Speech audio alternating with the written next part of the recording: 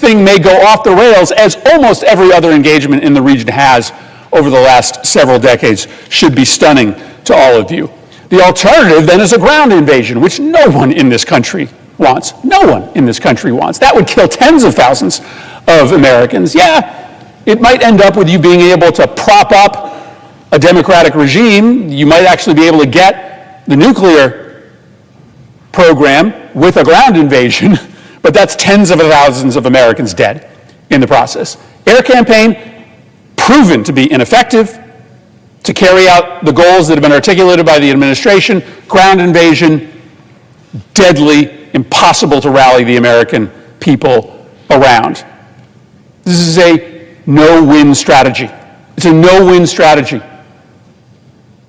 And the cost to the American people is substantial. Higher prices,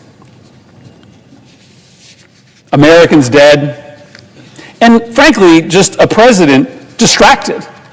A president who seems to care more about running Venezuela and dropping bombs on Iran than he does care about the American people. So I know many of my Republican colleagues, including the last speaker, have been historically incredibly optimistic about the difference that the American military can make in the Middle East, with zero evidence of that to be the case. President Trump was elected in part because he promised he wasn't going to get the United States involved in another Middle Eastern war. People took him seriously. And now he's gotten us involved in the most significant new conflict in the region in decades. Let me say one final thing. I'm supportive of Senator Kane's resolution, but it is not an authorization of military force. Our most sacred obligation as a Congress is to authorize war.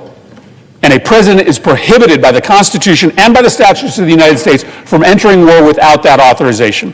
I am glad we are having this debate, but it is not a substitute for an authorization of military force. Even if it fails, that does not give the president legal permission to carry out this endeavor. Senator Graham held up a poster in which he showed that there were 130 different occasions in which various presidents of the United States have engaged in military actions overseas without the consent of Congress. That is true, but that doesn't mean that it's legal or constitutional. If your neighbor breaks into your house 130 times in a row, that doesn't mean that it's suddenly permissible by law. In fact, the outrage gets more acute and more serious as the brazen lawlessness and unconstitutional actions of an administration get more regular. We need to authorize this war. I frankly believe that we shouldn't proceed with other business until we get a commitment to have a debate on an authorization of military force. I don't think it would pass. I think it's easier for some of our colleagues to come up with some procedural justification to vote against a war powers resolution than it is to put their name on a proactive declaration of war. So I want that debate. I think the Senate has to demand that debate. I think our legacy will be soured as a body if we let this, the most significant military action in the Middle East since the Iraq War, persist without using whatever leverage we have to have a debate on this floor. It is really hard to, I'll wrap up, I know I have colleagues on the floor who want to speak. It's really hard to encapsulate in one speech how dangerous, how inane, how illegal, how ill-planned this war with Iran is, especially just after the first few days. We are likely going to end up with a worse Iranian regime at the end. We're telling the Iranian people to rise up on the streets, but we have no plan to support them if they do. We cannot win an air campaign alone, take out their nuclear program. It's buried underground. We cannot, with an air campaign, take out their missile and drone program unless we're basically ready to bomb Iran permanently. That's a $1 trillion war that lasts years.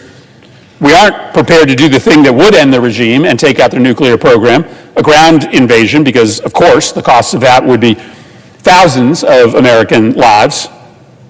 So worse people take over in the end than the Ayatollah. We don't end their nuclear program. We don't end their weapons program. We leave the Iranian people out to dry. And at what cost? Oil and gas prices are spiking. Grocery and household item won't be far behind. A half a dozen families are about to bury their dead children, and the military tells us that there's going to be a lot more casualties to come. This war is going to cost trillions of dollars. That means no money to lower your health care premiums, no money to fix your kid's school because all the money is going to go to billion-dollar defense companies who profit off of endless war. This is a disaster. And it's made more of a disaster because we're not going to actually debate an authorization of military force. This is not a substitute for that debate. And I think all of my Democratic colleagues agree. We should not sugarcoat this. This is already a disaster of epic proportions, and I'm just going to tell you it is likely to get worse. I get the floor.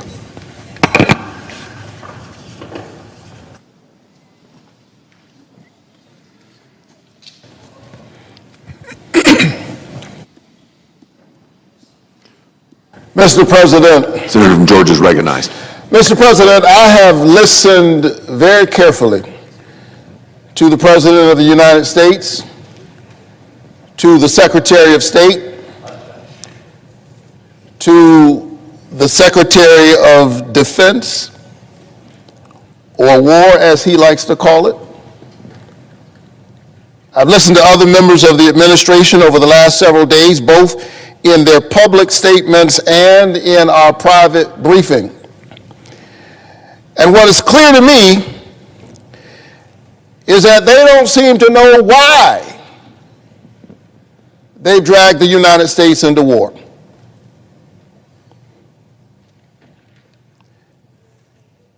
Furthermore, they have no plan how to get out.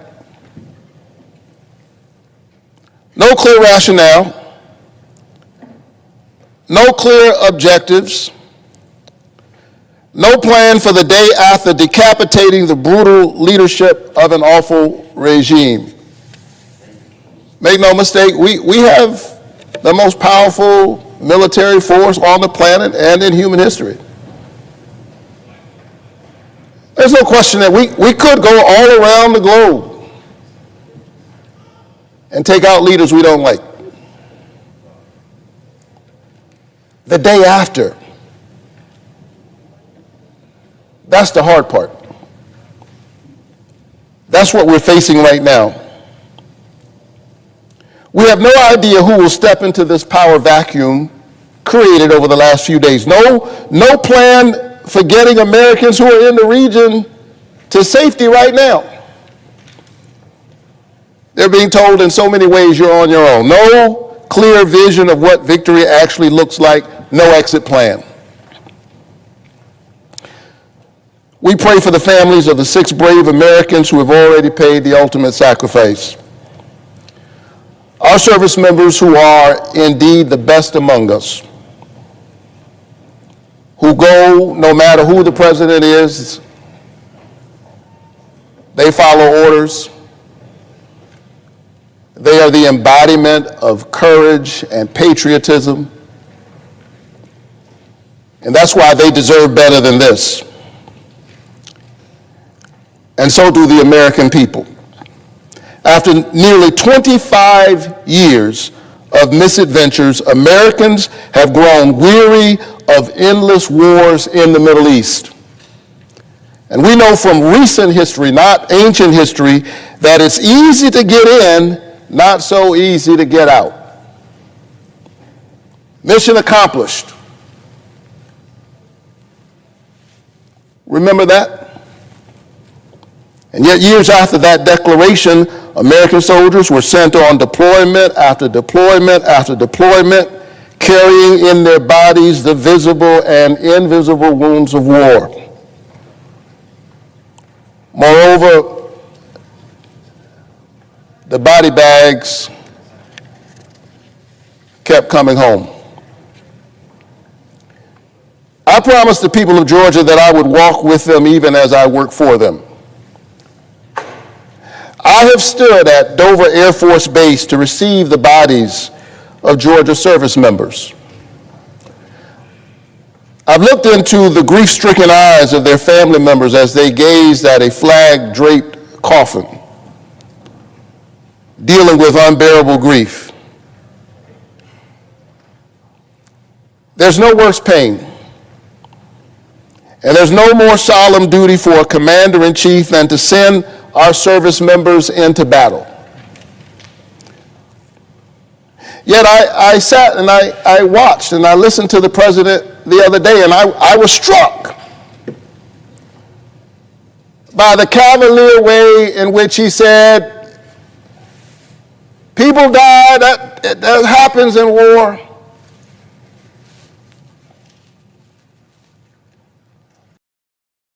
No sense that he feels deep in his soul the awesome responsibility that he carries.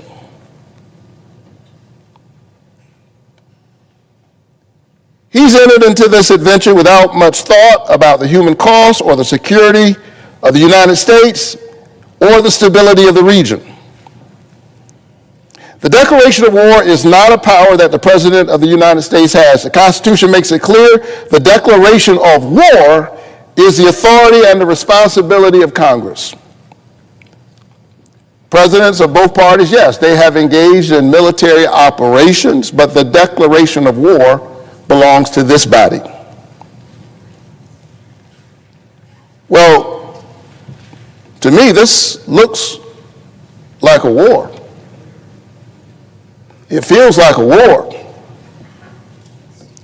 Those 6 families are dealing with the consequences of war, and Donald Trump has said there will be more. Moreover, Donald Trump has said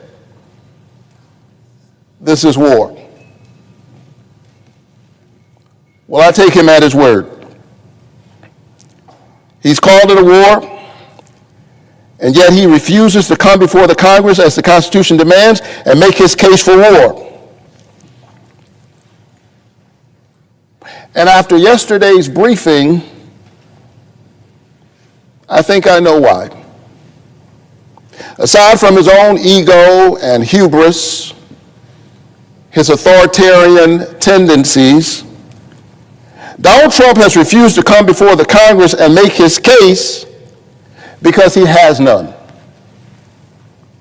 It is exceedingly difficult to explain your rationale when it is not clear in your own head, when it changes every day. Is it regime change? Well, they have no idea who will follow. And as my colleague from Connecticut laid out, history suggests that we may well end up with somebody worse. We've seen the perils of regime change. And then we heard another explanation. Is it to disarm Iran of its nuclear capabilities? I thought the president said he had obliterated that a few months ago. Now he says the regime was an imminent nuclear threat. Which is it? The American people deserve to know. And the families of those 6 service members who've already died deserve to know. Is it to destroy their ballistic missile capability? Well, what changed in their capabilities that demanded this action right now as we are 4 days into this conflict and already this war is spreading? The American people deserve better than this. No rationale, no explanation, no strategy, no exit plan.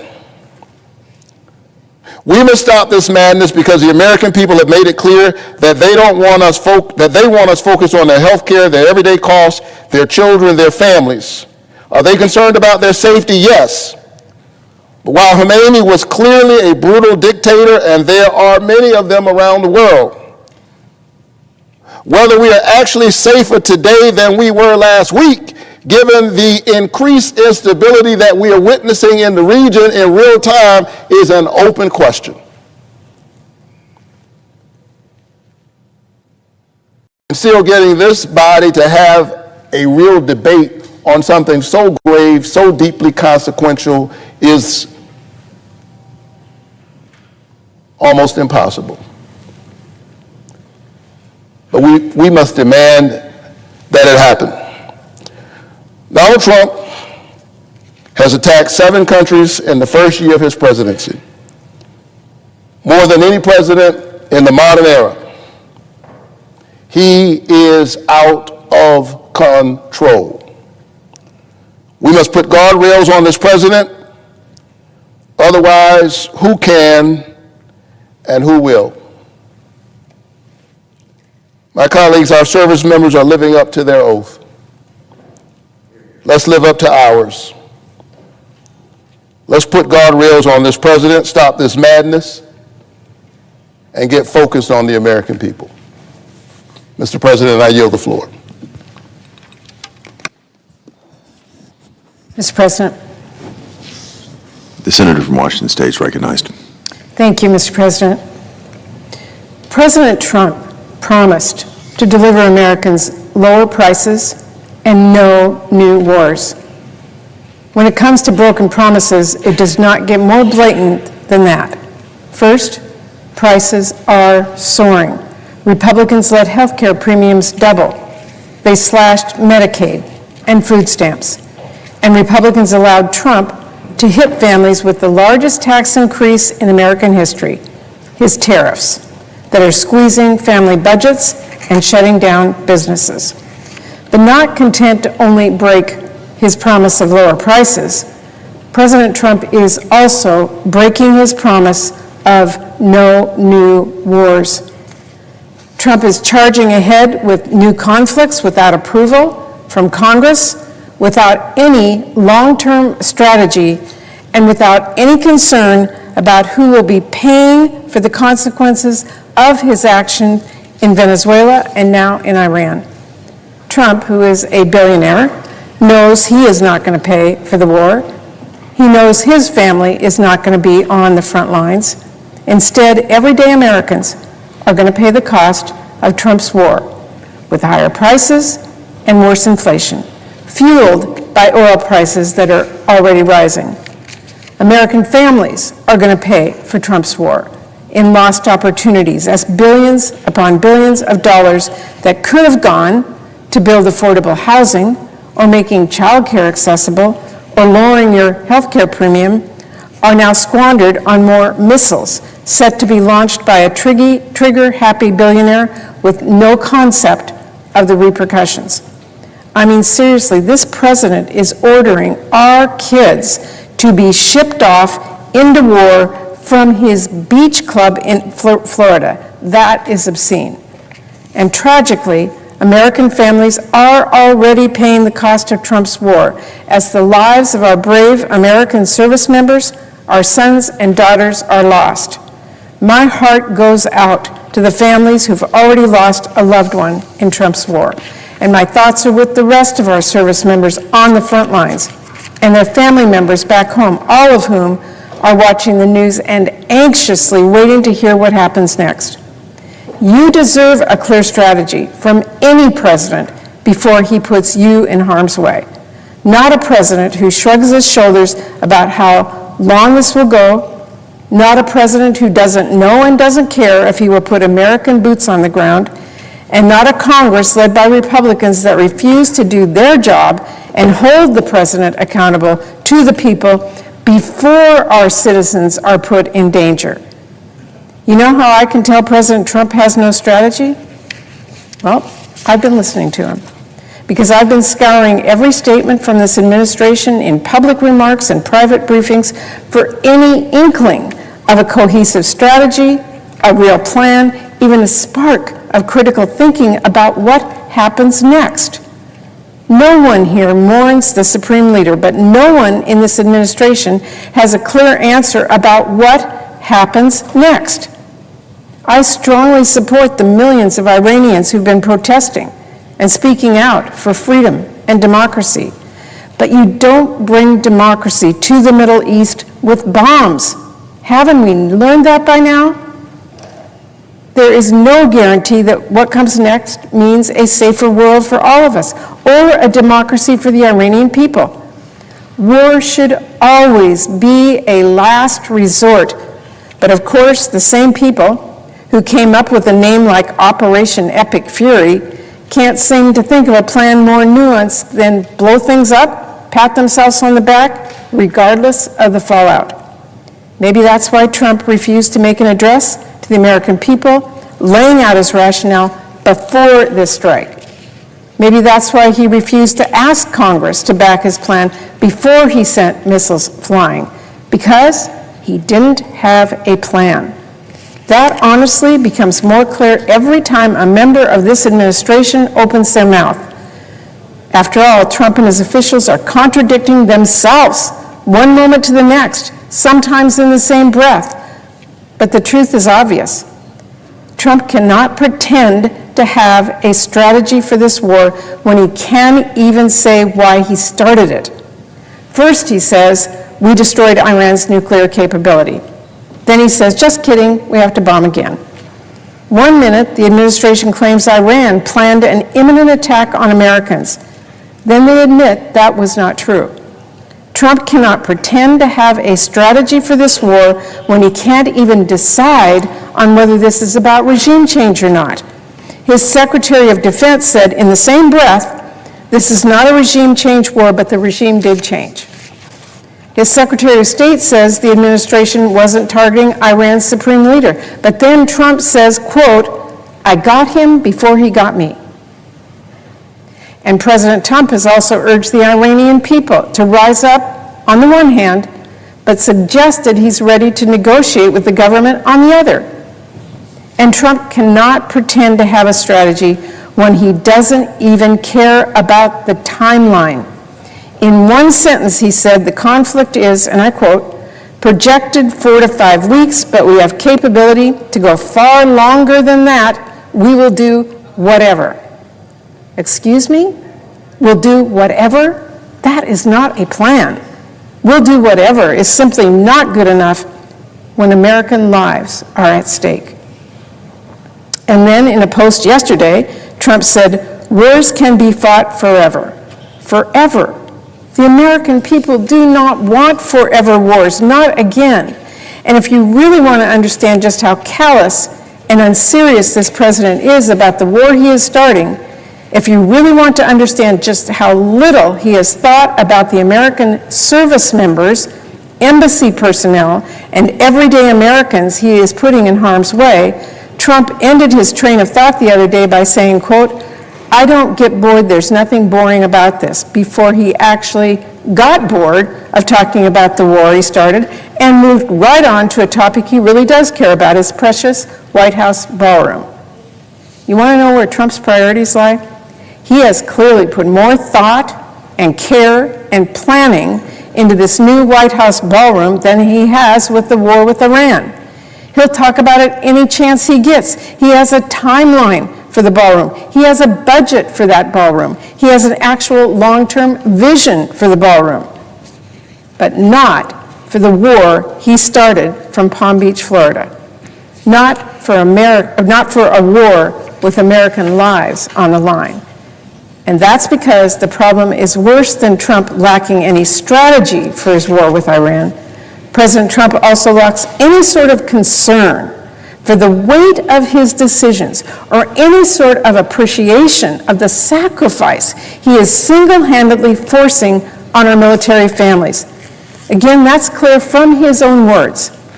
What did he say to the tragic news that American service members were killed by Iran's response? Trump said, and I quote, there will likely be more. That's the way it is. That's the way it is?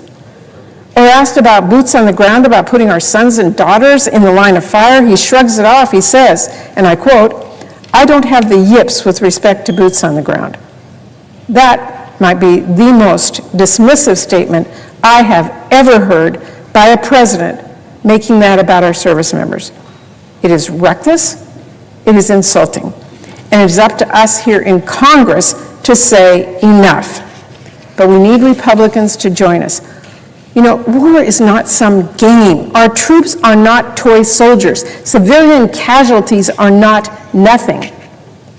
In Iran, hundreds have died, including more than 100 schoolgirls, children. They are blameless. Hospitals have been bombed. Shopping malls and homes have been hit. The chairman of the Joint Chiefs of Staff told the president this war could lead to significant American casualties. Already, as we know, 6 American service members have died. I don't care if the media grades Trump on a curve. It is not acceptable for a president to shrug his shoulders at this kind of death and destruction, and then provide no real reason for launching a brutal war of choice. What a disgrace to the office. What a disgrace to the role of Commander-in-Chief. The American people deserve so much better. If Trump will not rule out boots on the ground, then this Congress needs to.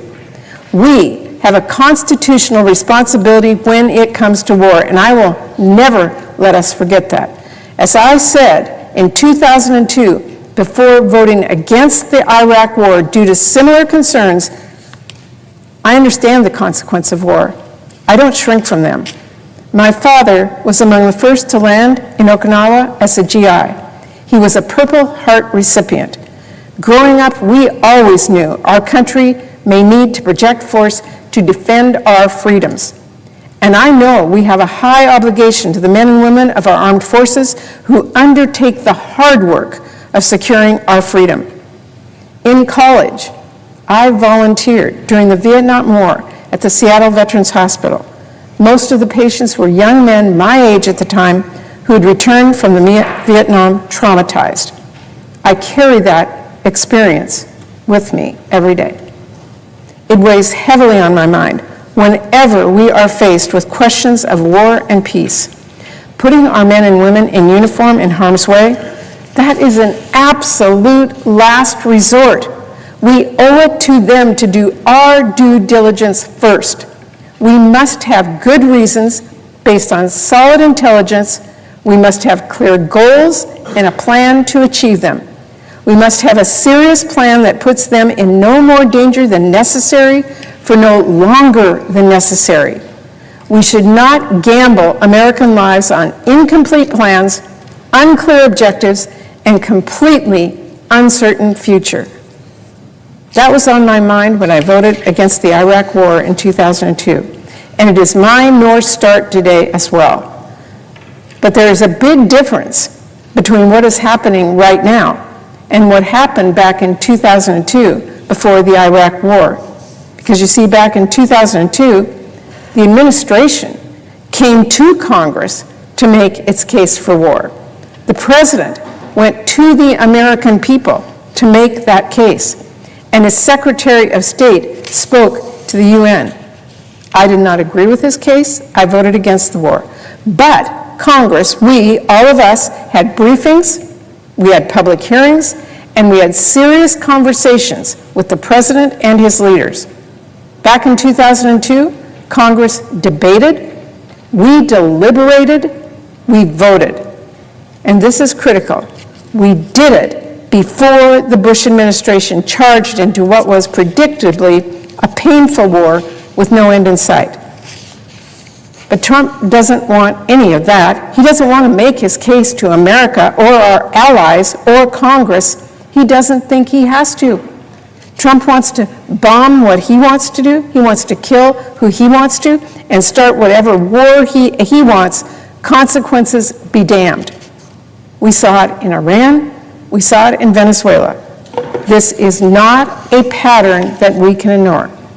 The founders of this country put Congress in charge of declaring war for a reason.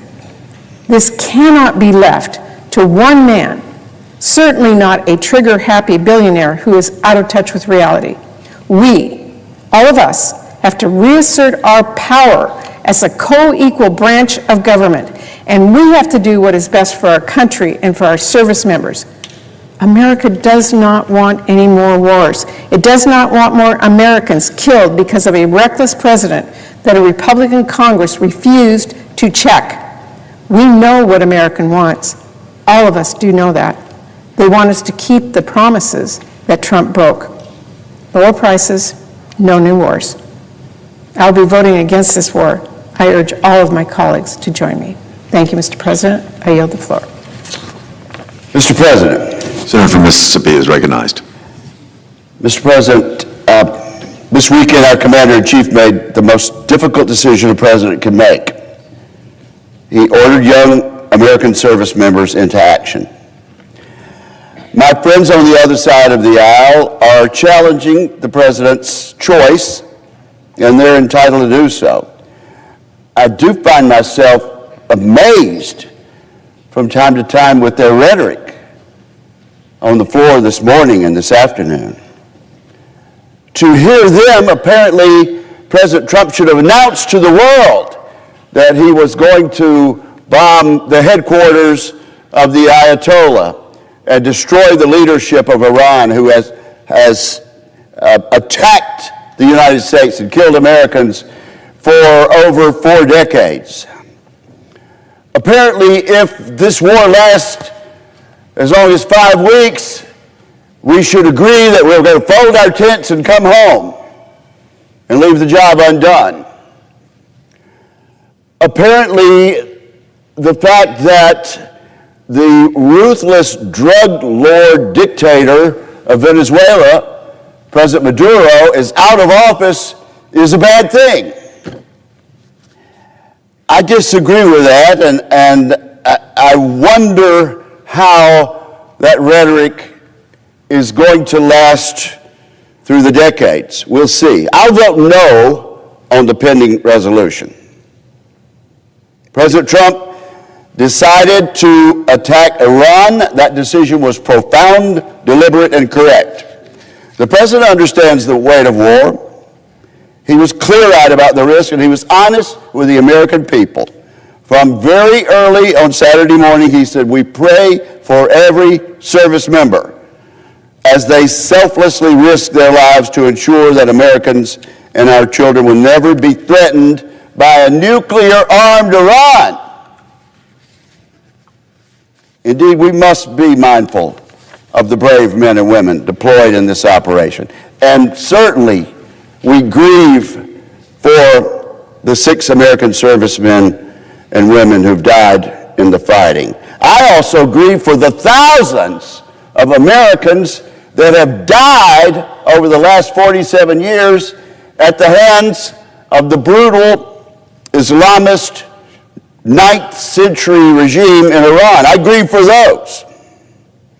We care for the civilians caught in harm's way. And yes, we're doing our best to get them out. War is hell, which is why we prioritize deterrence and engage only when absolutely necessary. But when we enter into combat, we must do so deliberately, as this administration has done. My colleagues ask, why are we doing this? The president's given at least 4 goals explicitly. We are doing this to destroy Iran's missile capabilities and their ability to produce missiles. That's a good thing.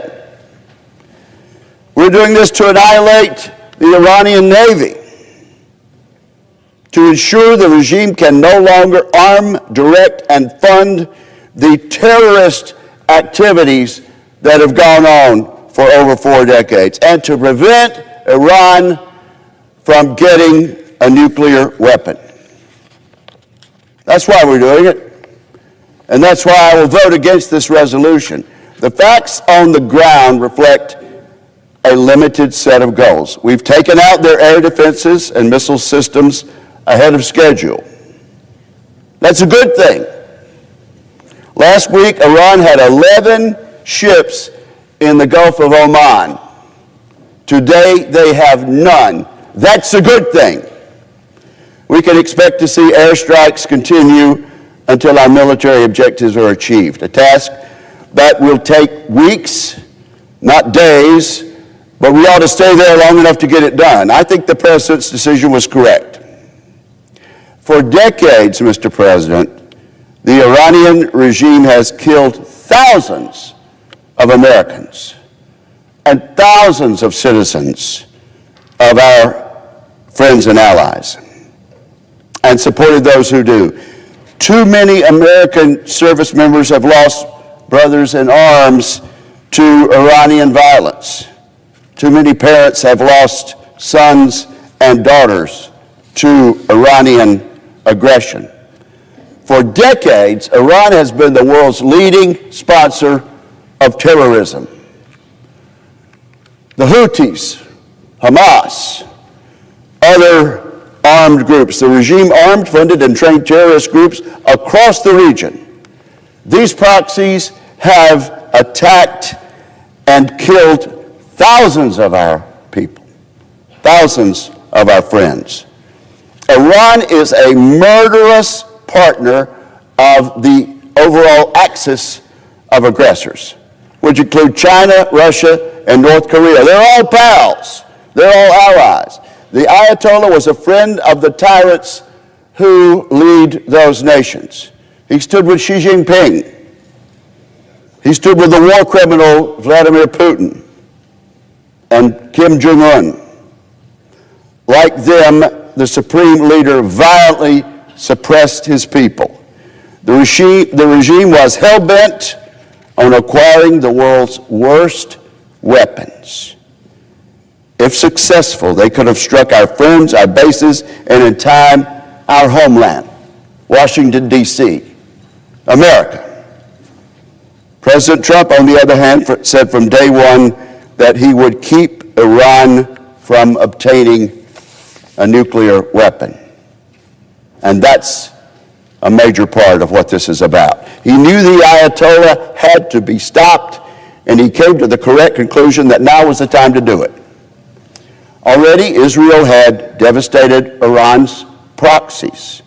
Last summer, President Trump rained down fire on Iran's nuclear facilities. And in the past few months, untold numbers of Iranians stood up to the regime.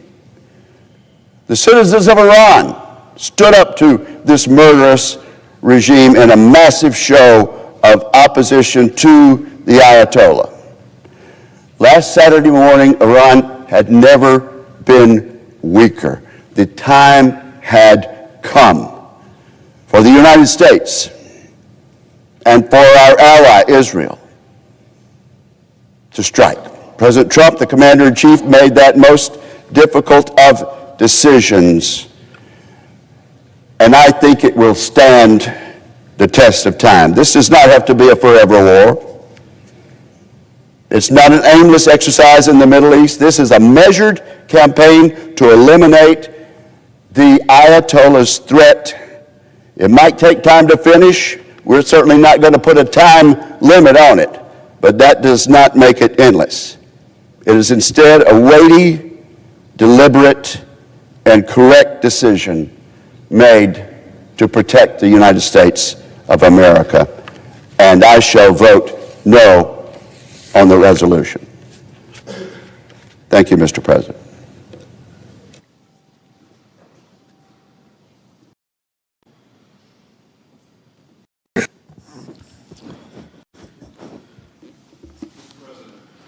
Senator from California. Mr. President, we are at war once again.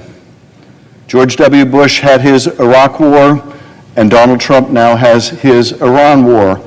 Make no mistake, with the massive deployment of American military forces, with the massive amounts of ordnance that are being used, with the tragic loss of 6 lives, 6 service members of the United States, we are at war. We are at war having had no national debate over whether we should enter into war. We are at war having had no authorization by Congress, a power explicitly given by our founders to the Congress to declare war. The founders understood that the executive branch acting alone would grow too fond of war. We are seeing that fear materialize before our eyes with a president that now has used military force repeatedly against different countries for different rationales. Why should we care whether there's a vote in Congress on war? Why should we care whether there's a debate in the country over war? We should care because if we vest the sole power to make war in the President of the United States, the sole decision to bring a country into war with the President of the United States, there is no check on the use of that authority. There is no check on the abuse of that authority. There is no meaningful way to constrain a president from getting involved in adventurism around the world that causes our country an enormous price to pay. in lives lost, in treasure lost. Now you might say, well, what about these other uses of military force by others in the past? Well, of course, with the Iraq War, there was a vote on authorization. With the Afghanistan War, there was a vote on authorization. But what about these other uses? Doesn't a president have a right to use force to defend the country from imminent attack? And the answer is yes. If there's an imminent threat of attack, the president has the authority. But if it goes beyond anything imminent, he must come to Congress for an authorization. So what was the imminent threat here? Well, the short answer is there was none. But the administration has given several shifting rationales, several incompatible arguments with why they believe there was an imminent threat. Let's look at Secretary Rubio last week said that the Iranians were headed in the pathway to one day being able to develop weapons that could reach the continental United States. Well, a threat to reach the United States one day in the future is the very antithesis of imminent. Donald Trump said on Monday the regime had missiles capable of hitting Europe and our bases, both local and overseas, and would soon have had missiles capable of reaching our beautiful America. By soon, the best estimates are that would take years.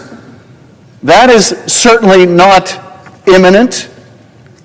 Secretary Rubio on Monday had this to say: there was absolutely there absolutely was an imminent threat. We knew that there was going to be an Israeli action, he said. We knew that that would precipitate an attack against American forces, and we knew that if we didn't preemptively go after them before they launched those attacks, we would suffer high casualties. We knew that if Iran was attacked even by someone else, they would immediately come after us, and we were not going to sit there and absorb a blow before we responded. So on Monday, Rubio says, because Israel was going to attack, we had to preemptively attack. But on Tuesday, the president contradicted his own Secretary of State and said, we were having negotiations with these lunatics, meaning the Iranians. It was my opinion that they, meaning Iran, were going to attack first. They were going to attack if we didn't do it. If anything, the president said, I might have forced Israel's hand. But Israel was ready. So the president says, no, the imminence didn't come from Iran. From Israel. He may have, in fact, forced Israel's hand. And on Tuesday, Hegseth took sides with the president, and not Marco Rubio, saying that Trump's explanation was 100% correct. Okay, so the imminent threat didn't come from anything that Israel was planning to do. It didn't come from missiles that could hit the United States that were years away. What was the other imminent rationale that the administration used? Well, on February 21st, Stephen Witkoff said Iran is, quote, probably a week away from having industrial-grade bomb-making material. Of course, that contradicts what the president said last June with the first Iran war, in which he said and reiterated just this past Saturday that, quote, we obliterated the regime's nuclear program. Well, either we obliterated it or we didn't. And if we obliterated it, it's obviously not an imminent threat. On Monday, Secretary Hegseth told reporters at the Pentagon that the Islamic Republic was building sophisticated missiles and other conventional weapons to shield its plans for a nuclear bomb. Iran had a conventional gun to our head, he said, as they tried to lie their way to a nuclear bomb. Again, no evidence that Iran was on the cusp of a missile that could hit the United States. No evidence that Iran was building the mechanism of a bomb. No evidence of imminence. What about regime change? Is that somehow a rationale for war at all, let alone war without an authorization by the American people in Congress? Donald Trump in 2016 had this to say about regime change. He said, we must abandon the failed policy of nation building and regime change. Even earlier in 2025, Donald Trump said, regime change takes chaos, and ideally we don't want to see so much chaos. But on Saturday, Donald Trump said, when we are finished, take over your government, he said to the Iranian people. It will be yours to take. Take back your country. On Monday, Secretary Rubio said, we would love to see this regime being replaced. On Tuesday, Donald Trump said someone from within the Iranian regime might be the best choice to take over. But regime change is not an argument that we face an imminent threat. And finally, the last rationale of the administration is, on Saturday, the president posted on Truth Social that, quote, Iran tried to interfere in 2024 elections to stop Trump and now faces renewed war with the United States. On Sunday, he said and cited Iran's effort to assassinate him as a key factor in ordering the operation that killed Ayatollah Ali Khamenei. Quote, I got him before he got me, Trump told ABC News. I got him first. So this was, I guess, the final rationale. Is he wanted to get the Iranians before they got him? So here we are with this shifting series of incoherent rationales, none of them amounting to imminence, none of them posing a direct and imminent threat to the United States.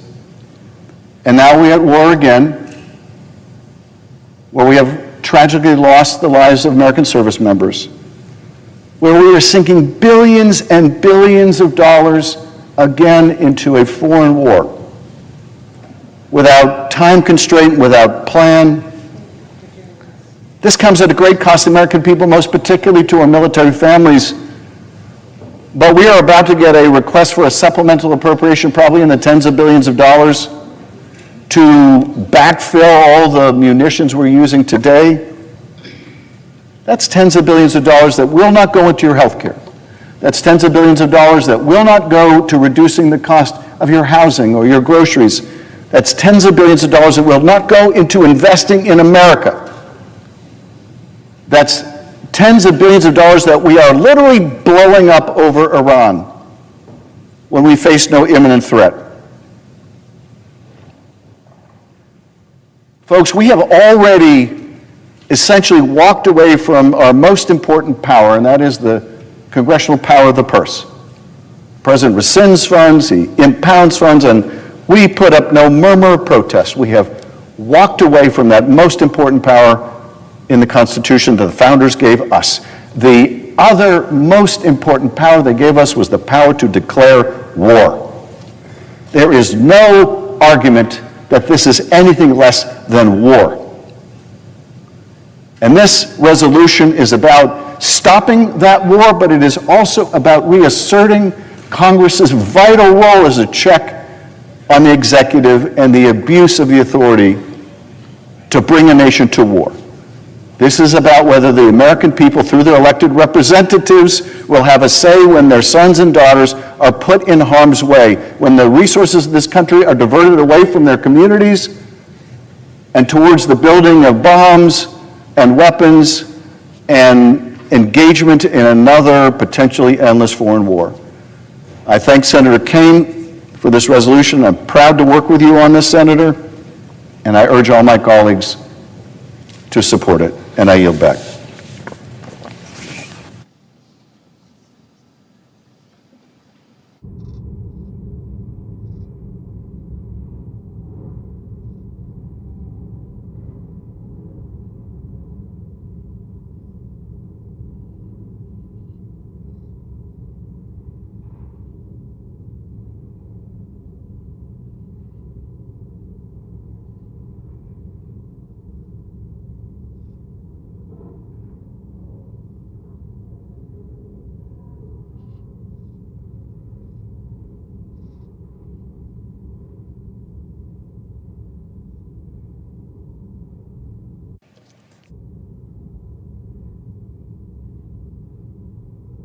President.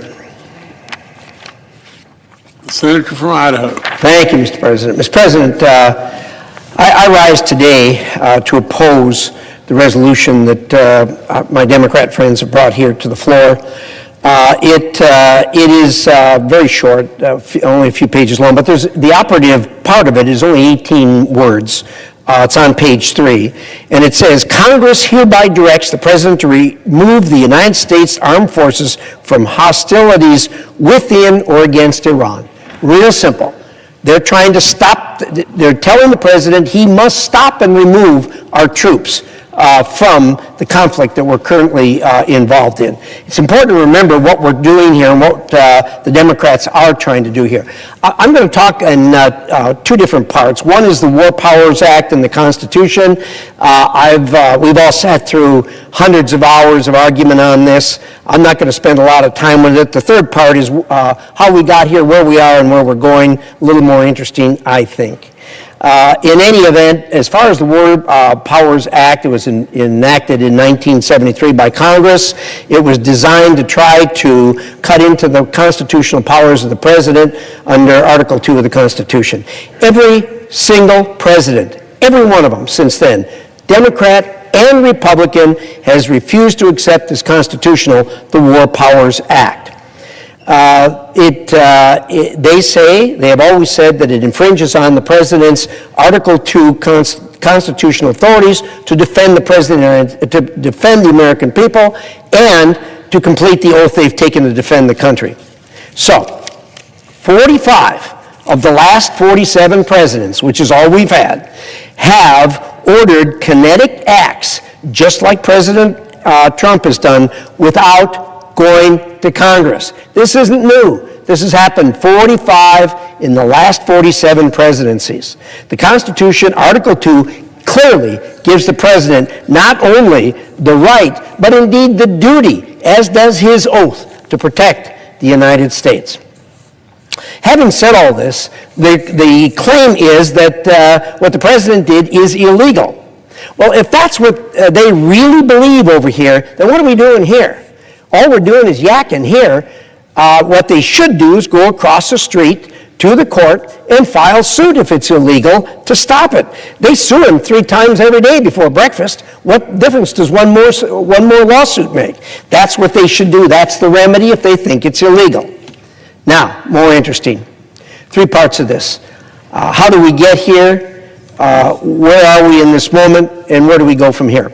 Well, 47 years ago, this started. What you had was the Iranians take over our embassy in Iran, and they illegally held and kidnapped and restrained our diplomats there, a number of them, for 444 days. At that point in time, 47 years ago, there were 2 sides. There were, on one side were us, the United States and Israel, and on the other side was Iran and all other actors in the region, the Arab countries that surround them. That was the difference from where things were then as where they are today. What's happened over the last 47 years is the Arab countries have gotten tired of this. They're sick and tired of this. And so where are we today? We are at the point today where you have only one bad apple left in the region, and that's Iran. And of course their proxies, the 3 H's, Hezbollah, Hamas, and the Houthis, all of whom are actually just part of Iran. When Iran is defeated, and they will be here, the 3 H's are gone too. Hezbollah's been badly decimated already.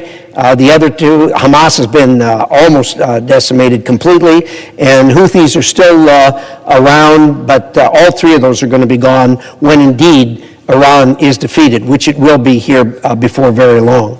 So over this 47 years, what Iran has done, while the Arab countries have moved away, while they have moved to wanting peace and security in the region, they have continued to murder thousands of Americans. They have killed thousands of Americans. I grabbed the list and was going to bring it out here. It would take me about a half an hour to read all of the sins that the Iranians have committed over these 47 years. So we're left in a very, very different place today. The Arab countries want nothing left to do with this, and we're going to deal with a different Middle East than what we have. Today, I am more optimistic than I have ever been about the Middle East. I really believe that when we end this and the Iranian regime is brought down, we are going to have a Middle East that is going to be very peaceful, and it's going to be a different Middle East as we go forward. The people will look back at this and say, when did this happen? I think the turning point was the Abraham Accords, but in addition to that, it has happened in other respects also. You say, well, what evidence do you have of that? You know, during the war, the Hamas war between Israel and Hamas, the Iranians decided one day to launch 300 missiles against Iran, and they did that. None of those landed, none of those did any damage because of the overhead defense they have, but also you had Israeli pilots, U.S. pilots, British pilots, and French pilots flying to protect Israel and take out these missiles.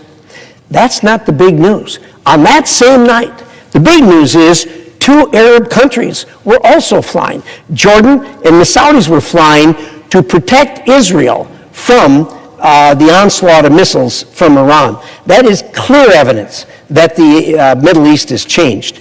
It is a different place today, and it's continuing to be a better place.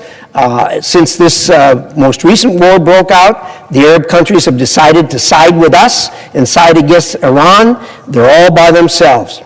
Iran's decimated. That's where we are at this moment. Their navy's at the bottom of the sea. Their air force is non-existent. Yesterday, a Yak-130 took off in Iran. It lasted just moments in the air before it was taken out by one of our F-35s. They're done. They're through. Their missiles and their drone stockpiles are dwindling and dwindling badly. The strikes are becoming less and less that they're able to put out there. And this is going to end, and it's going to end rapidly. This is not a forever war. Indeed, not even close to it. This is going to end very quickly. The commander-in-chief ordered this attack because of the increase in the manufacturing of long and medium-range missiles, and after trying to restart the nuclear program that was decimated in the 12-day war. And all this time they had us sitting at the table, dragging out and yakking away at negotiations that were going absolutely nowhere. For that reason, he did what he did, and that is ordered our brave young men and women to do what they're doing today.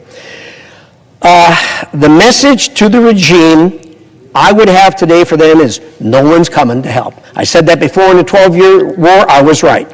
Today, the same is true. China's not coming. Russia's not coming. North Korea's not coming. Cuba's not coming. Venezuela's not coming. They are not coming to help you, Iran.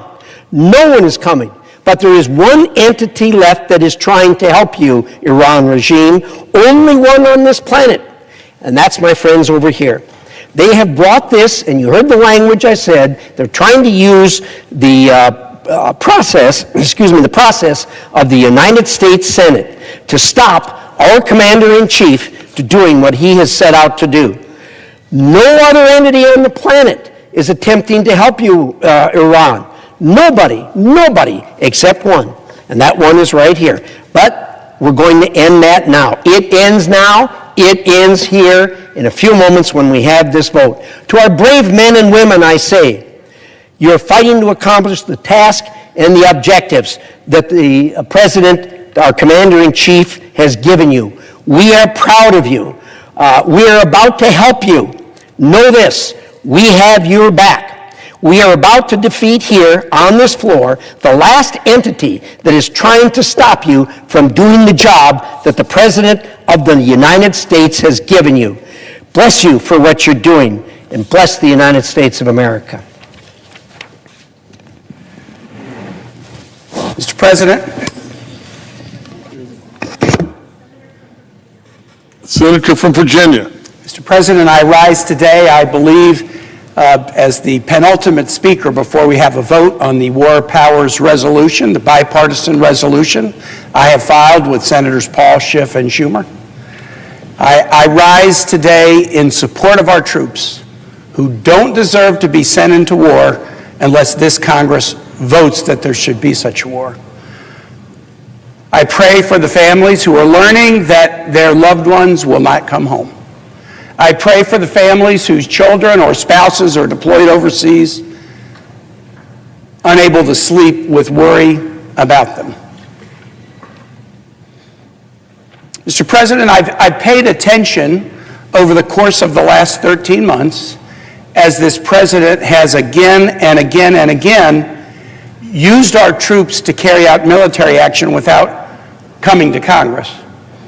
I've paid attention to the reasons that my colleagues are giving who want to give the president an easy pass around the Constitution. When we had a vote last summer about the attack on Iran at the end of the Israeli 12-day war, by the time the vote had been called up, that bombing mission was in the rearview mirror, and so my colleague from Idaho said, there's no hostilities, the hostilities are over. So you should vote against the resolution on that ground. When we called up an effort to constrain the president from illegally striking boats in international waters, the legal rationale asserted by my colleagues and the White House to vote down a war powers resolution and end run the Constitution was, these are pinprick strikes that don't rise to the level of war. Only if it's war must the White House come to Congress. When I brought forward a resolution a month or so ago to say no war in Venezuela without a vote of Congress, again, my colleague from Idaho said, this isn't war, it's over. It was one and done. There are no troops left in Venezuela. One reason after the next to give the president an easy pass lane around the Constitution. Well, today we're dealing with something different. You can't stand up and say this is a pinprick that doesn't lead to the level that would be characterized as war. You can't stand up and say this is one and done and no troops are engaged in hostilities against Iran. Members of the Senate, this is war. The President of the United States has called it a war against Iran.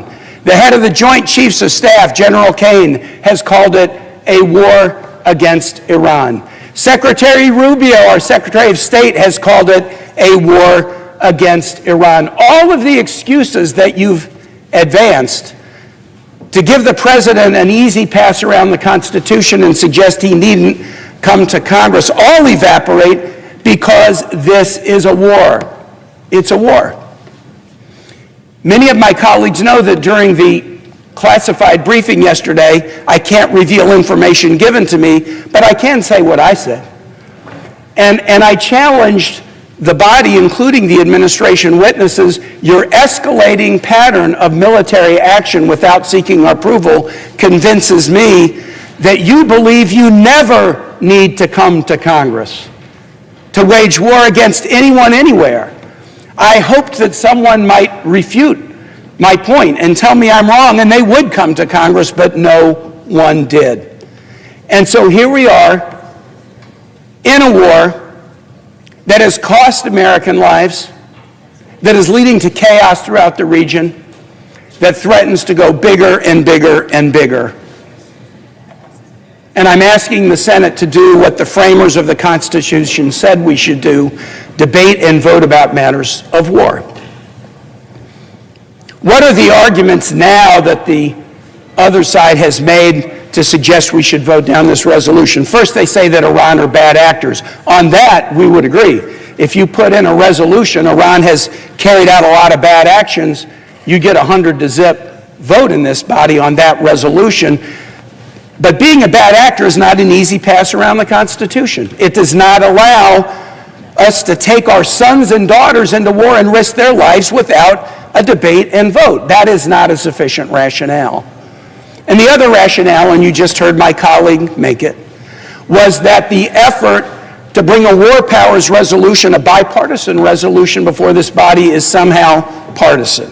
It's this side trying to come to the aid of the regime. There's nothing partisan about the Constitution. There's nothing partisan about caring for our kids and wanting to have a debate before they get sent into harm's way to risk their lives. This is not a partisan issue on our side. We are basically asking a question of the entire Senate, indeed of the entire nation. Have we learned nothing from 25 years of war in the Middle East? 14,000 American troops and contractors killed in Iran and Afghanistan, more than 65,000 American troops and contractors injured in these wars.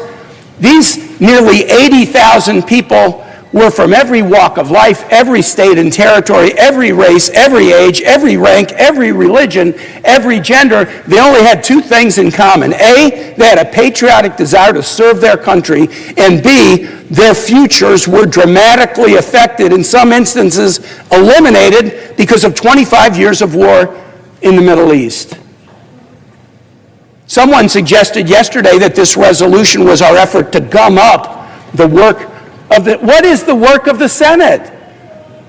What is the work of the Senate if it's not to discuss the circumstances under which we should send our kids into war? In addition to the lives lost of American troops and contractors and those injured, hundreds of thousands of civilian deaths, innocent civilian deaths in Iran and Afghanistan, more than $8 trillion spent that could have been spent on American health care, on American housing, on American education, spent on the war in Afghanistan and Iraq, and what did we get for it? What did we get for it? If people think 25 years of war in the Middle East was a good thing or produced something, I hope they would come to the floor and tell us what we gained from it.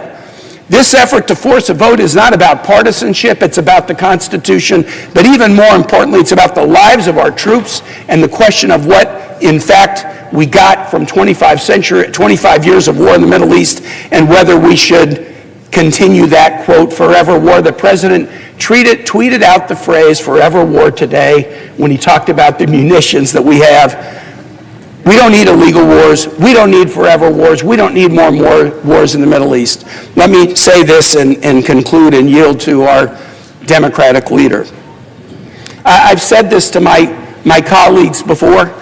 I came to this body in 2013 with the experience of being a governor and watched my Virginians repeatedly deployed, time after time after time, active duty Guard, Reserve, DOD civilians, Virginia National Guard, into the wars in Iraq and Afghanistan. And I went to the deployments, and I went to the homecomings, and I went to the wakes, and I went to the funerals. And I signed the condolence letters that all governors sign when they get the bad news that one of their own has lost their lives in war. And when I came to this body in 2013, I said that I would do anything I could in my power to stop any president, Democrat or Republican, from waging war without coming to Congress, and I would especially do anything I could to stop an unwise, unnecessary war that puts our troops' lives at risk for no legitimate reason. Colleagues who've been with me since 2013 know that I've upheld that standard against presidents of both parties. When President Obama wanted to use military action in Syria to punish the Syrian regime for using chemical weapons against its own citizens, even though I was his friend, I stood up and said, you cannot do that without a vote of Congress.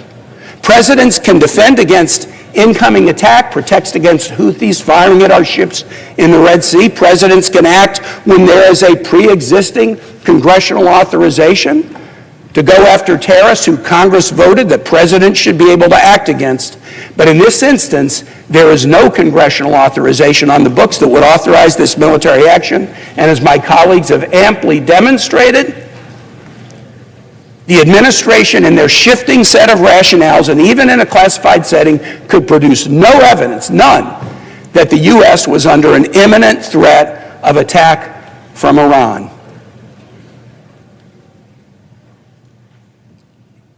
It's easy to try to dismiss this by saying, oh, it's about partisanship.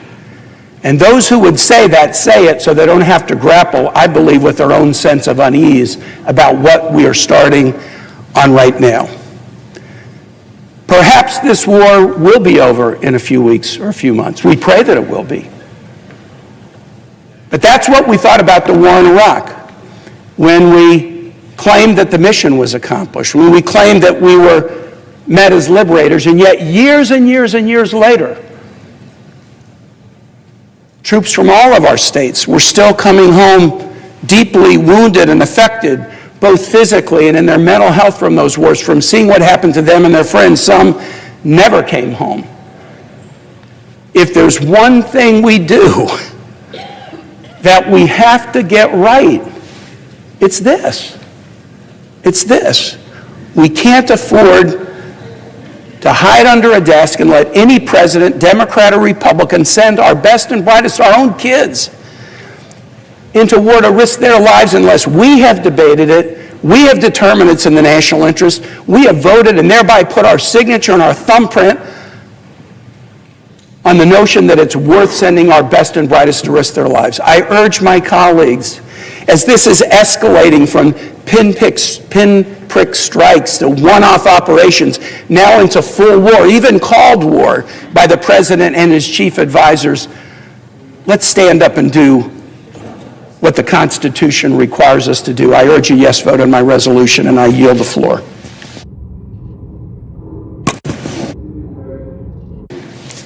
Democrat Minority Leader. First, let me thank my friend from Virginia for his stellar leadership on this issue, not just this year, but through decades, through the last decade. And he is an inspiration, I think, to all of us. Thank you. I also want to thank Senator Schiff and Paul for joining me and Senator Kaine in this important resolution. Now, Mr. President, today, senators face a choice. Stand with the American people who are tired of war in the Middle East, or side with Donald Trump, who bumbles America into another war most Americans fiercely oppose. Voting on matters of war is one of the most solemn votes a senator can take. This is about whether or not senators are ready to send your sons and your daughters into harm's way. If there was ever a moment for Senate Republicans to take a stand, it's now. The last thing the American people want or need is another war in the Middle East. But if you listen to Secretary Pete Hegseth's press conference this morning, one thing is crystal clear. America is at war, with no plan, no strategy. In his own words, Hegseth said, quote, "We are just getting started." Hegseth said, "We are accelerating, not decelerating." And in the wake of 6 brave Americans who died in uniform, Trump simply says, "There will likely be more. That's the way it is." This, my colleagues, is madness. Americans spent the last 2 decades fighting and dying in the Middle East. Parents watched their kids shipped off to foreign lands. So many lives lost, so many billions wasted, so much suffering and anguish that scarred an entire generation. Why is Donald Trump hell-bent on making history repeat itself? Why is he plunging America headfirst into a war that Americans do not want and which he cannot even explain? Enough is enough. The American people deserve a say, and that is what our resolution is about. We must act to stop Trump's belligerence. The American people will be watching how senators vote. History will judge this chamber for how we act. To my colleagues, all of my colleagues, it is time to make a stand. We must stop another war in the Middle East. Support our resolution. Yield the floor. Senator from Virginia. Section 601B of the International Security Assistance and Arms Control Act, I move to discharge the Committee on Foreign Relations from further consideration of S.J. Res.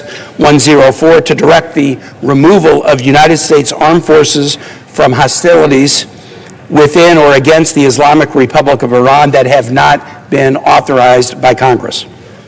The clerk will report. Senator from Virginia, Mr. Kaine, moves to discharge S.J. Res. 104 to direct the removal of United States. Have an amendment to the instructions. Clerk will report. The senator from South Dakota, Mr. Thune, proposes Amendment 4314 to the instructions of the motion to commit. Mr. President, I ask consent the reading be waived. Without objection. And I ask for the yeas and nays on my amendment. Is this for a second? Second. Appears to be. Yeas and nays are ordered. Mr. President, I have a second-degree amendment at the desk. Clerk will report. The senator from South Dakota, Mr. Thune, proposes amendment number 4315 to amendment number 4314. Mr. President, I ask consent the reading be waived. Without objection. Thank you, Mr. President. President. Senator Nebraska. Thank you, Mr. President. Mr. President, I rise today to honor and remember a great Nebraskan. N18G was killed by the Islamic Republic of Iran in Operation Epic Fury. As a young man, he joined the military to protect and serve our nation. And he gave his last full measure of devotion after serving nearly 2 decades protecting our country. I mourn with him, with my fellow Nebraskans. And I ask my fellow Nebraskans and all here to pray for his wife Shelley, his son Dylan, and for the 5 other Americans who were killed in Operation Epic Fury. They are truly great Americans who are protecting our nation. Mr. President, I ask for a moment of silence to remember them.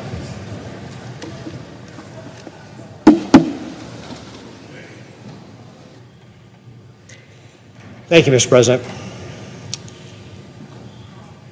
The Islamic Republic of Iran is a terrorist nation. Nearly 50 years ago, they started this reign of terror by storming our embassy and kidnapping our diplomats. And they have been chanting "Death to America" ever since. They have been responsible, as the leading sponsor of state terrorism, for terrorist attacks all around the world. It has led to the death of hundreds, if not thousands, of Americans.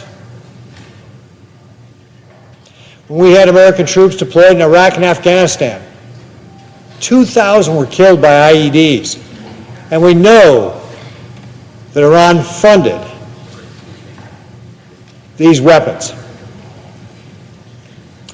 We know that they've had plots to assassinate our president, other officials, and dissidents in our own country on American soil.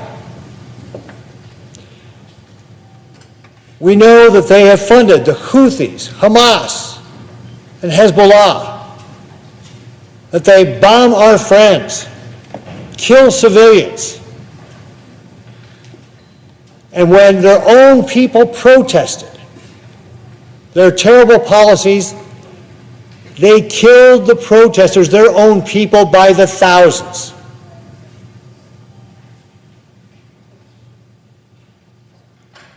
We cannot let a nation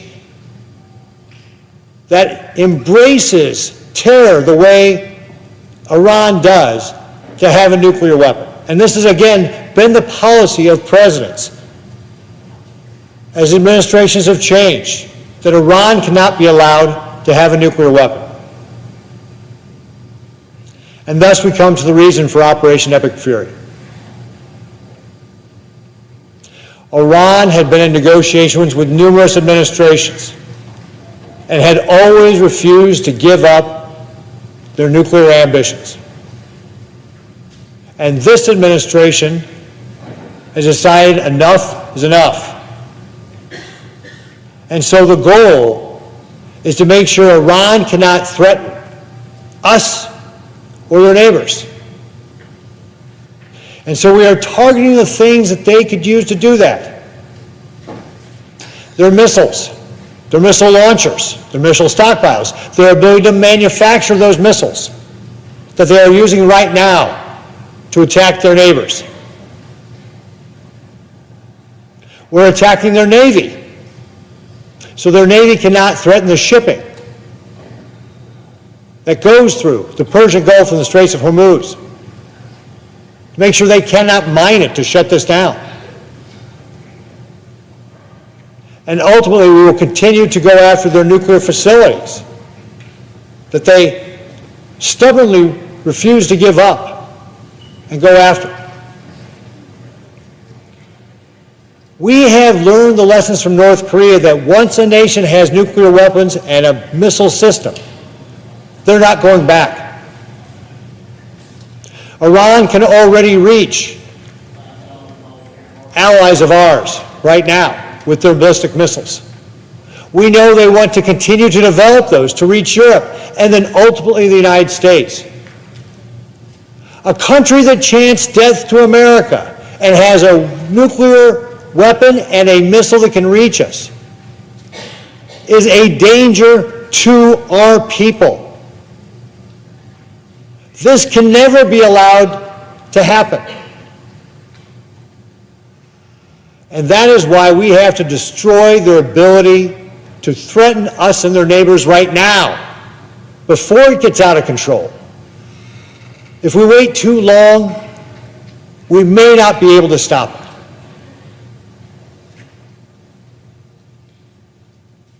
Thank you to our brave women and men in uniform who are carrying out this operation, who are risking themselves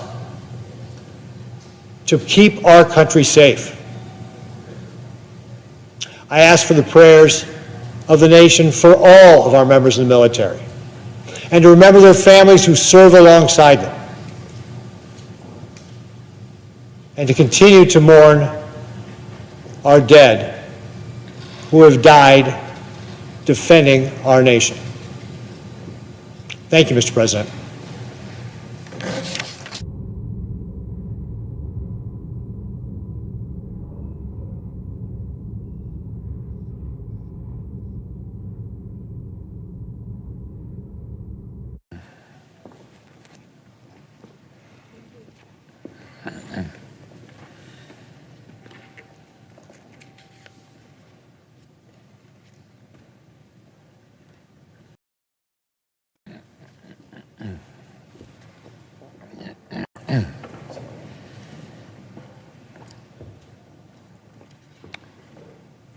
Mr. President.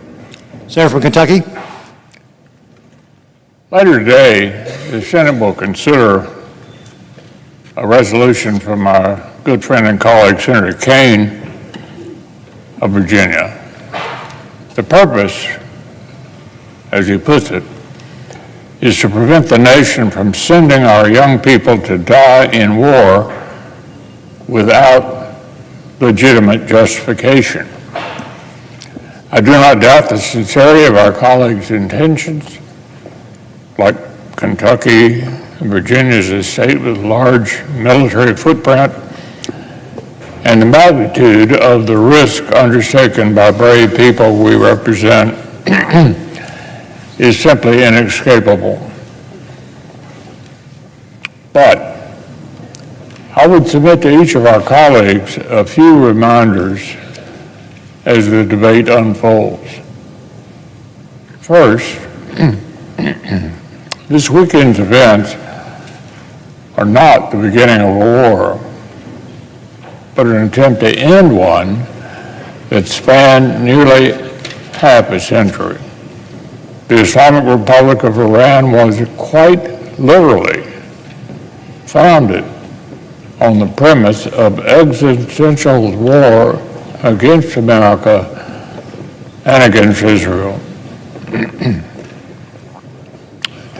And over again, it has escalated the war, exported more terror, spilled more blood, and destabilized an entire region.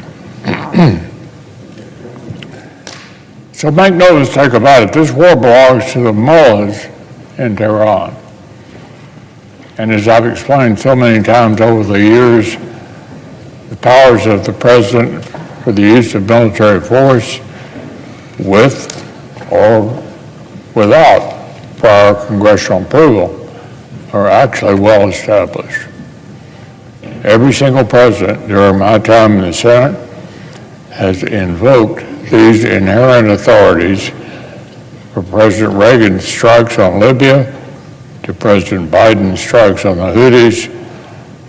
President Trump's use of force to end Iran's war of terror is squarely within his inherent authorities as Commander-in-Chief. Therefore, I will oppose the Kane resolution and would recommend our colleagues do the same. Now, with that said, the President's clear authority to use military force does not absolutely absolve him from our responsibility to place his national security decisions on the broadest possible political foundation. In fact, precisely because the President holds such expansive constitutional authority, it's incumbent on them to ensure such use is judicious, rooted in core national interests, and broadly supported by the American people. Literally for decades, following World War II, presidents of both parties tended to take this responsibility quite seriously.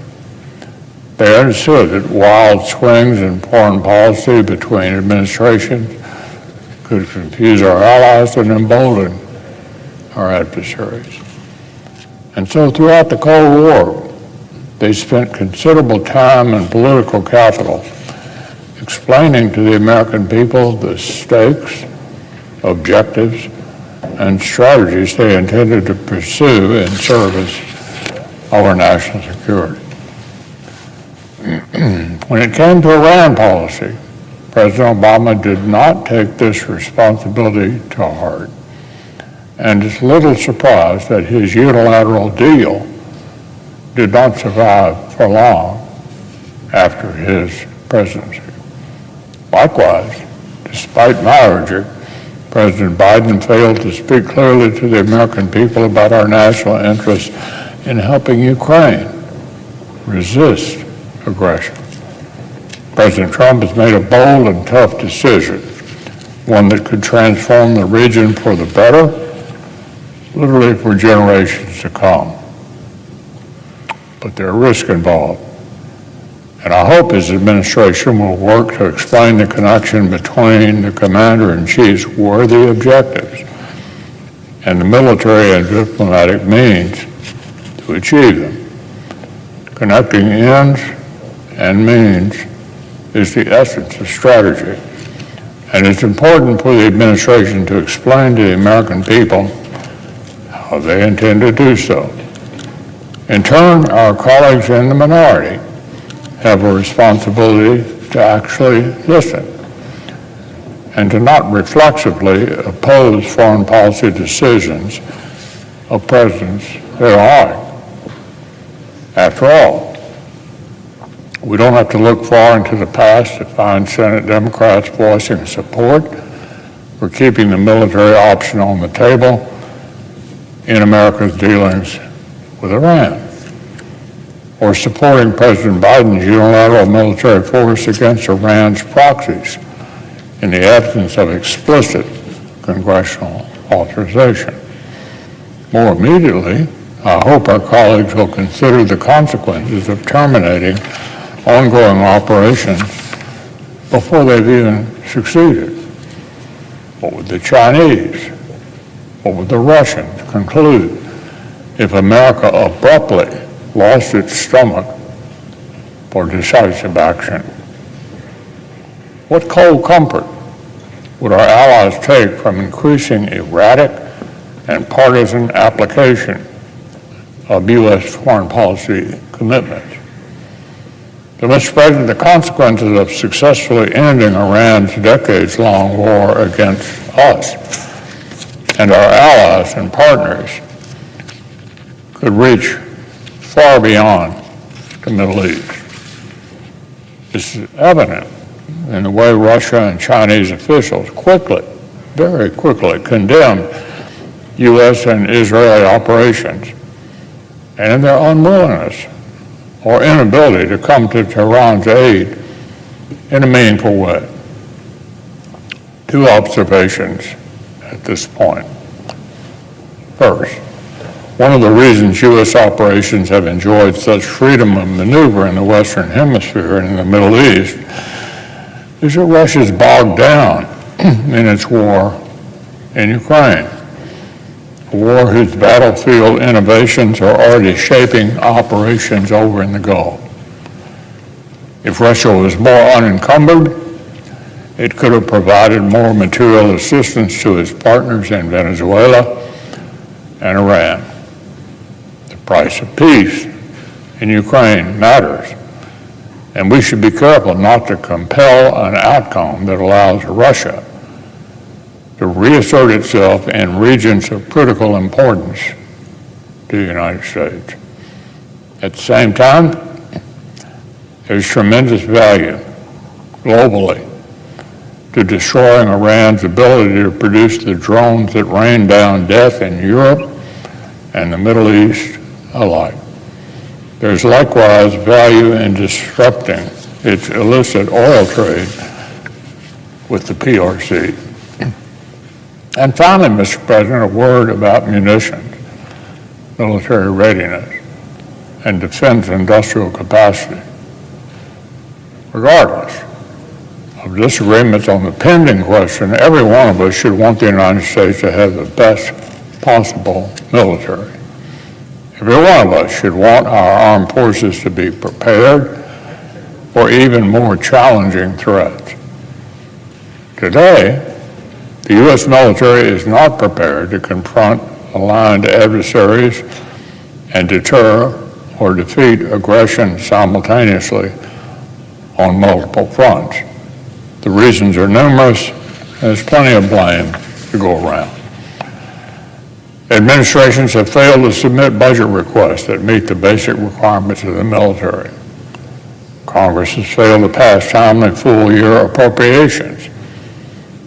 Industry has failed to anticipate inevitable demand. And now America faces Russia's war against Ukraine and China's determined military modernization with shallower magazines of critical munitions. But there's good news.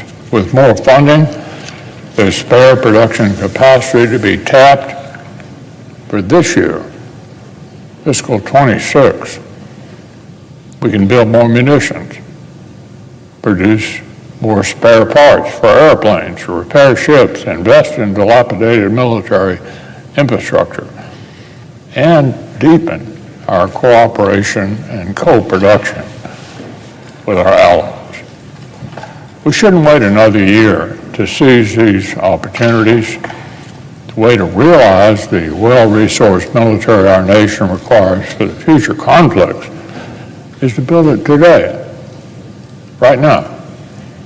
My colleagues have heard me invoke the wartime words of the late Admiral Harold Stark, but his warning bears repeating. Dollars cannot buy yesterday. I yield. Mr. President. Senator from Louisiana. Mr. President, I have 6 requests for committees to meet during today's session of the Senate. They have the approval of the majority and minority leaders. Do you know that? Mr. President, I'm going to say a brief word about 2 subjects today. First, hockey. Wonderful sport. Requires endurance, stamina, hand-eye coordination, balance. I've never played hockey. My son did in high school, and he was good. He was very good. Because he was interested in hockey, I learned a lot about it. Went to his games, his practices, really learned to admire the sport and the talented people who play hockey. As an aside, Mr. President, I'll tell you one lesson I learned about hockey. Through my son, you can't you can't wash hockey gear.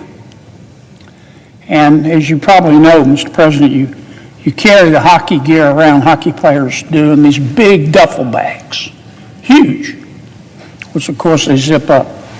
And my son did that. And when he would come in from practice or a game, and I would help him with his bag full of gear that you can't wash, be very, very careful when you unzip that bag, because the smell will knock you cold. Why do I mention hockey? Well, we just had a great hockey game. United States versus Canada. United States won, men's hockey. United States won, and I'm very, very proud of our boys. It was a close game, 2-1 in overtime. And of course, we celebrated that victory and congratulated our U.S. team at the State of the Union address. But I'm going to mention Canada. I think it's important to know that Canada's got a great team too. That was just a really good game. And it could have gone either way. And I so admire the people of Canada. There's things get rocky a little bit between us, between America and Canada, but deep down, Americans love the people of Canada. And they're smart, and they're hardworking, and they're industrious, and they're our neighbors, and we just appreciate them so much. And I just wanted to say to the members of the Canadian hockey team, well played. Well played. And I'm proud of America and our boys for winning, but I'm proud of the young men who played for Canada as well, and I wanted to say that. The second thing I want to talk about briefly is Netflix. Netflix and lawfare. Permit me to explain. I love Netflix. I don't get to watch a lot of television, but sometimes when I come in the evening and I want to relax, I watch one of the shows on Netflix, and they have shows like I wrote a few down: Godless, Adolescence, Ripley, The Queen's Gambit, just wonderful acting. I really admire Netflix. It's a great American company. The ingenuity, the creativity that its founders had to come up with this concept, video demand through streaming. Netflix is so successful today. They have 325 million subscribers. Their movies go out, and their limited series go out all across the world, 56 languages, I think. Netflix has 16,000 employees. They generate about $45 billion a year in cash flow. It's just a great American company, and I'm proud of it. That's why I was so surprised to hear recently some of the things said by one of the Netflix board of directors. I don't know how many directors Netflix has. I think it's anywhere from 10, 11, 12, 13. Really bright people. You go through and read their resumes, you can't help but be impressed. They're well compensated. Now, just to be a board member, they pay you $300,000 a year.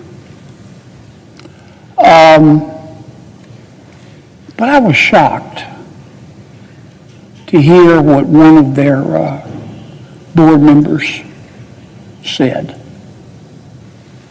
And I don't know if this board member was speaking for Netflix because she's so prominent. She's well known, and it's well known that she is on the board of Netflix. I think she was on the board of Netflix and then went into government.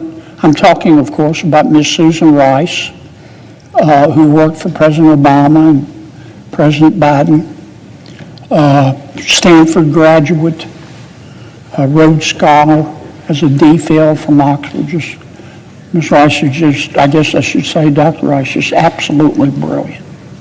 But anyway, one of her paying gigs right now, I suspect she'll go back into government.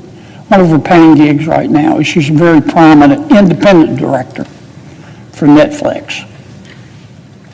And it's very hard to I mean, when she's so prominent, you have this extraordinary American company, they're kind of joined at the hip. That's why I was so surprised. I want to read you what Ms. Rice said. I'm going to quote. These are her words, not mine. This is what Ms. Rice said. When it comes to the elites, you know, the corporate interests, the law firms, the universities, the media, it's not going to end well for them. For those that decided that they would act in their perceived, very narrow self-interest, which I would underscore is very short-term self-interest, and take a knee to Trump, not President Trump, not Mr. Trump, take a knee to Trump. As an aside, that'll surprise me because when I talk about President Obama or President Biden, or President Trump, I'm always very careful to call them president. Democrat or Republican, it's a matter of respect. But she said, I'm going to repeat this sentence, for those that decided they would act in their perceived, very narrow self-interest, Ms. Rice said, which I would underscore as very short-term self-interest, and take a knee to Trump.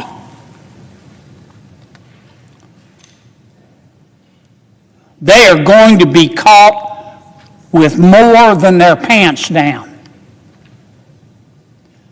They're going to be held accountable by those who come in opposition to Trump and win at the ballot box.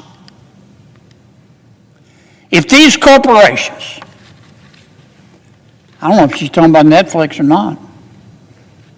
I know she's on the board of Netflix. If these corporations think that the Democrats, Ms. Rice, as you probably know, is a prominent Democrat. If these corporations think that the Democrats, when they come back in power, are going to play by the old rules and say, never mind, we'll forgive you for all the people you fired, all the policies and principles you violated, all the laws you've skirted, I think they've got another think coming. Because just like when Trump thought, once again, Trump, not President Trump, because just like when Trump thought, okay, I'll redistrict, and the Democrats won't have the guts to play hardball, they're going to be surprised.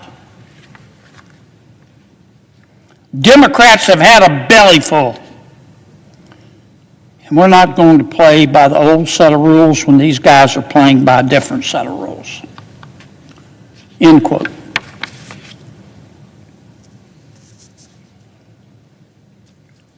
Ms. Rice talked about being surprised. I'm surprised. I'm shocked. What came to mind initially when I read these words is you can only be young once, but you can always be immature. You can only be young once, but you can always be mature. What Ms. Rice is talking about is payback. What Ms. Rice seems to be saying is two wrongs don't make it right, but they do make it even. What Ms. Rice seems to be saying, and I don't know whether she's speaking on behalf of Netflix or not, but what Ms. Rice seems to be saying is that it's okay in America today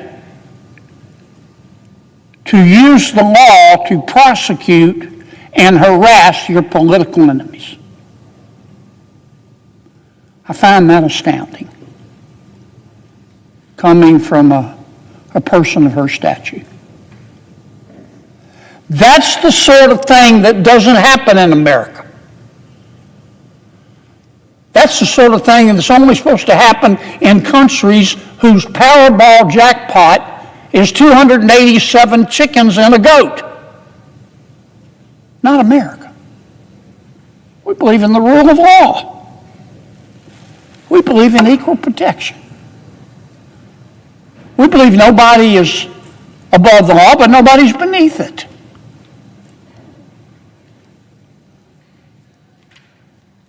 I can't think of a more irresponsible statement for somebody to make. You know, I remember when former President Biden started this lawfare business. Former President Biden, directly and indirectly, instructed Judge Merrick Garland, who was then Attorney General, to prosecute a former President of the United States, a former President of the United States who had run against President Biden, Attorney General Garland's boss, and a former President of the United States who at the time he was prosecuted by the Justice Department was a current opponent against President Biden. And I remember thinking at the time, they have unleashed spirits they cannot control. That is not what America is all about. And I know some are going to say, well, President Trump is doing the same thing. If that's true, I don't like that either. In fact, when many of President Trump's nominees for the Justice Department came and appeared before us for confirmation in judiciary, which I said, I talked to them about this. I said, 2 wrongs don't make a right, but they do make it even is wrong. It was wrong then when President Biden did it. It's wrong now if people are doing it, and it's going to be wrong if Ms. Rice gets back in government. And it is wrong for her to advocate this, especially if she's doing it on behalf of Netflix, a great American company. Guys, you can only be young once, but man, oh man, you can always be immature. I suggest the absence of a quorum unless the parliamentarian wants me to yield to somebody, and she's pointing to Dave. So I'm going to yield to my good friend, the distinguished, handsome senator from Pennsylvania.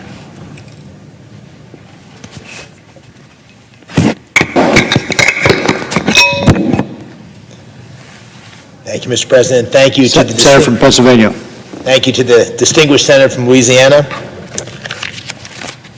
Mr. President, I rise today in support of the Road to Housing Act. I grew up in Northeast Pennsylvania in a town called Bloomsburg, believing in a simple deal. You work hard, you play by the rules, and you can build a life in your own home. But that promise, the American dream, has become increasingly out of reach to families across our great Commonwealth.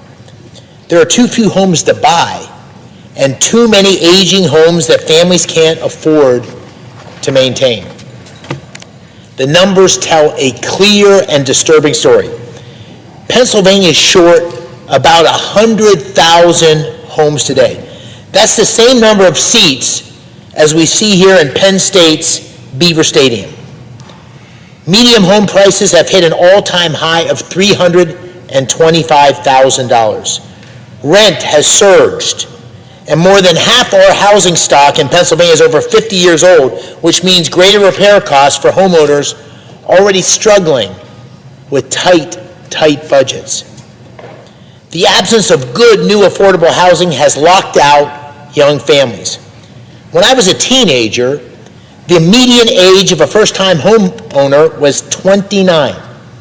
29 years old. Today, it's 40 years old. That is an entire decade of home ownership and wealth building that's been lost by a generation. Now, American families didn't create this problem. Washington did. Major federal housing programs have been funded for decades without serious reform. Some haven't been updated since the 1960s. The Biden administration had 4 years to address this crisis, and instead we got more bureaucracy, more mandates, and reckless spending that drove this problem off a cliff. From the row houses of Philadelphia to the small towns of the Monongahela Valley, home prices across Pennsylvania have risen more than 75%. 75% since 2020. Nationally, the average monthly mortgage payment is over $1,000 higher than when President Biden took office.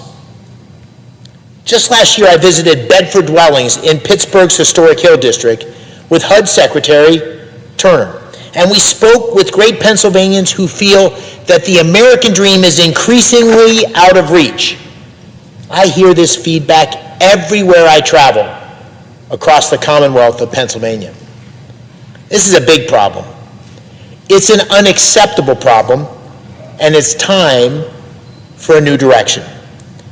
President Trump's leadership is lowering housing costs for American families.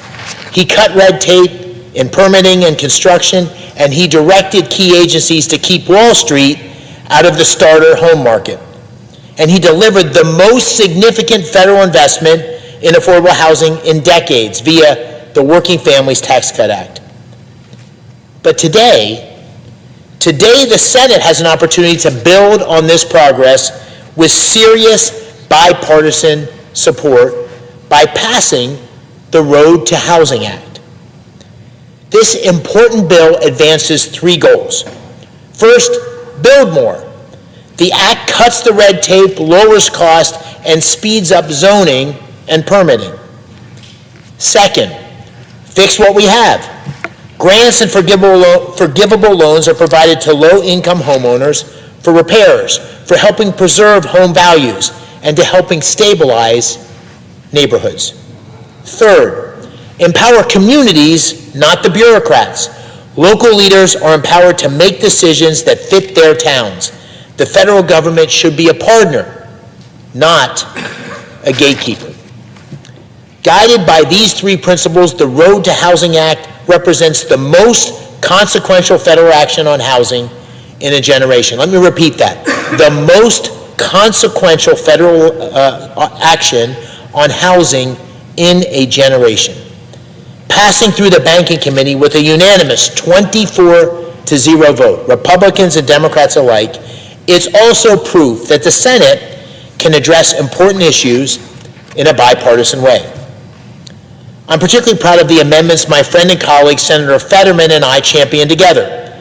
They protect Pennsylvania workers, Pennsylvania veterans, and Pennsylvania homeowners. For example, I was the lead or co-lead on 6 provisions that will help ensure Pennsylvanians, including our 800,000 veterans, can afford good homes without the risk of falling through the cracks. The bill and my provisions also empower Pennsylvania's community lenders. There's a scene in the iconic movie It's a Wonderful Life where George Bailey, played by Jimmy Stewart. Jimmy Stewart, by the way, was a native of my dad's hometown, Indiana, Pennsylvania. And in that movie, he fights to save the Bailey Building and Loan.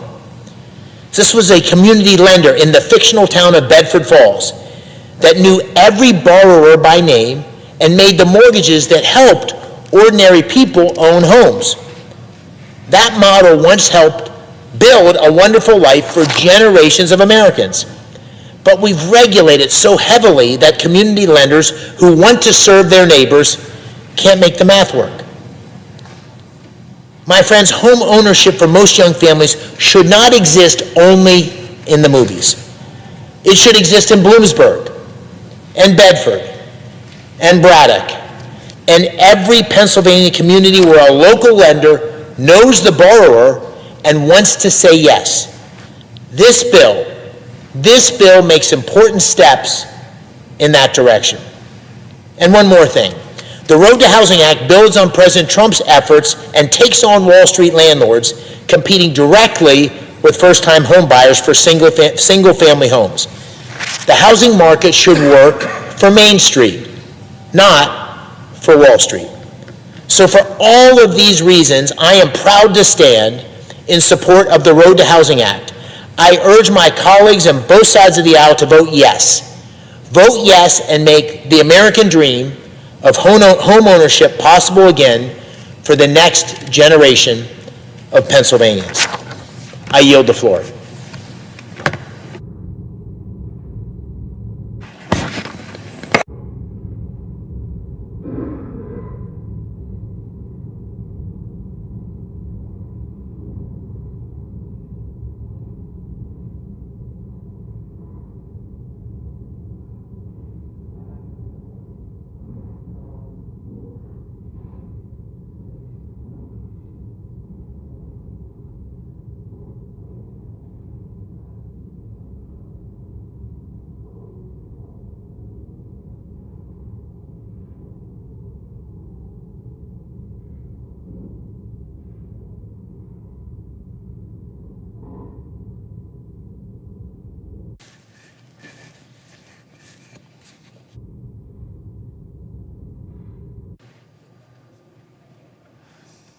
Mr. President. Senator from Colorado. We now have a government that cannot manage even a simple crisis at home, while at the same time stumbling into continuing catalog of catastrophic events abroad. That's a direct quote from President Trump a year ago, spoken about the Biden administration, which President Trump spoke in his inaugural address just over a year ago. Fast forward 1 year, and now it's this administration dragging the United States into an illegal war with Iran, one that has already taken American lives, spread chaos and destruction to an entire region. Iran's authoritarian regime is brutal, corrupt, oppressive, but the president's approach leaves us facing profound unanswered questions about new dangers that may be unleashed. I don't think there can be a clearer question raised about this administration than the president's own words. As he said a year ago, we have a government that can't manage a simple crisis at home, and at the same time we have one that is actively seeking catastrophic conflicts abroad. Every strike, every military escalation, every headline is a distraction. It pulls our attention overseas from the urgent economic struggles that Americans face at home. It distracts from the hard, less glamorous work it takes to make life more affordable for the American people. Iran is only the latest in a long line of distractions. Right now, the U.S. and Israel are hitting targets all across Iran. The Trump administration entered this war with no plan of what comes next, and now the killing of Iran's supreme leader has left that country facing a dangerous, uncertain future. The conflict is spreading. Iran is retaliating by launching missiles at U.S. bases and partner countries across the Middle East. The entire region has now been dragged into this war, and 6 American soldiers are already dead. As we speak, more troops, our courageous men and women, are being deployed into this volatile region, all to fight a war of choice that is illegal. It's a war that the American people don't want. The administration can't agree on a joint goal, strategy, even an end game. They don't seem to have one. They didn't anticipate how to evacuate hundreds of thousands of Americans living in or visiting in the Middle East who are now being told to flee a war zone but can't because the airspace is closed. The United Kingdom has been evacuating its citizens throughout the region, but our government, which has been planning this attack for months, doesn't seem to have plans for Americans. These are worse than mistakes. They're failures that are already costing American lives and throwing the region into chaos. All the chaos serves a purpose. It distracts from the president's failures at home, the rising prices, the violence of ICE against American citizens, the unreleased Epstein files. And while this White House wages war abroad, working Americans are barely treading water at home. Over the last year, the president's disastrous and illegal tariffs have crushed small businesses in Colorado and across the country. They've raised costs for all Americans. Tariffs clearly are a tax on Americans. Just this week, gas prices reached an 8-month high in response to the war in Iran. Americans are already paying for this war at the gas pump. Rent and home prices continue to rise, pushing the average American's first home purchase to age 40, an all-time record. Tens of millions of Americans are paying double for their health care because the president and MAGA Republicans passed legislation that will lead 15 million people to lose their coverage altogether. In 85 of the country's largest metro areas, child care for 2 kids costs more than rent. On top of all that, U.S. job growth is at its weakest since COVID, and wages aren't keeping up with inflation. According to Moody's, the top 10% of U.S. households now account for nearly half of all spending. That means on paper the economy may look relatively good, but only for half of Americans, half of America, the Americans at the top. And while working families struggle to get by, the president has given an extra boost to the powerful and well-connected. The Trump family themselves have made $4 billion off the presidency, and his administration helped pass $4 trillion in tax cuts for the wealthiest Americans and the largest corporations. They forced taxpayers to give up health care in order to pay for this tax cut. Meanwhile, our communities feel out of control. We've witnessed ICE arrest children, separate families, kill Americans, all with zero accountability. We've seen the president and his Department of Justice delay and deny the release of the Epstein files, the full Epstein files. In the selective files we do have, the name Trump shows up more than 85,000 times. Americans want safety. They want justice. They want to be able to pay their bills. Instead, what they're getting is cover-ups and corruption and chaos. Here's the thing. Americans know that something is wrong. Every paycheck feels a little small. Every trip to the grocery store or the doctor, every bill for rent, energy, or childcare, it's never quite enough. It's a terrible feeling. Americans work hard every day and still feel like they're getting nowhere. The last thing that they need, the last thing that we need, is another war. Americans know how this story ends because we've been here before. We remember Iraq. The more the president fuels this war machine, the more American families are getting closer to running on empty. It's time to cut short this illegal war and demand that the administration deliver for Americans and focus on our homes. For every family, for every soldier, for every paycheck, for every taxpayer dollars. A year ago, the president warned about a government stumbling into a continuing catalog of catastrophic events abroad, but that's what we've done. We don't need this war. We need to focus on doing better at home. Mr. President, thank you. I yield back the floor.